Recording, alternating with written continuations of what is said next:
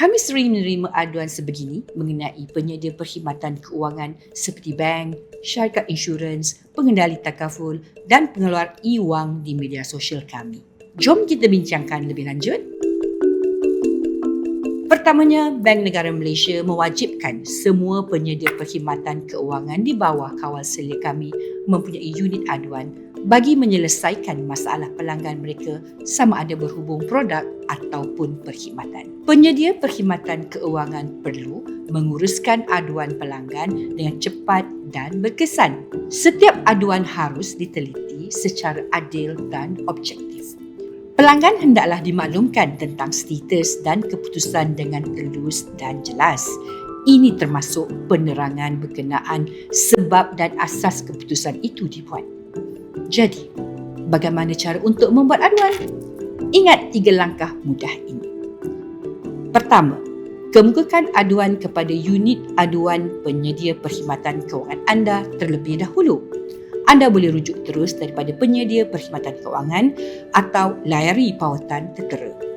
Kedua, dapatkan maklum balas dan keputusan muktamad daripada pihak penyedia perkhidmatan kewangan berkenaan aduan anda.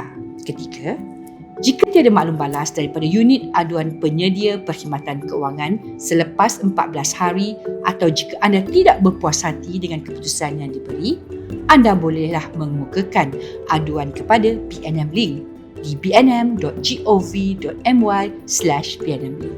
Selain daripada itu juga, terdapat beberapa saluran penyelesaian alternatif lain yang juga boleh dirujuk seperti FIMOS, EKPK dan Tribunal Tuntutan Pengguna.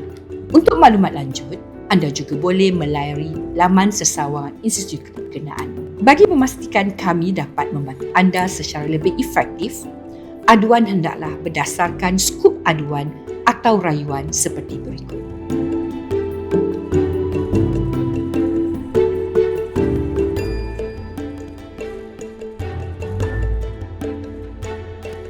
Sebelum menghantar aduan kepada BNM Link, anda juga boleh melayari soalan-soalan lazim di laman sesawang BNM Link.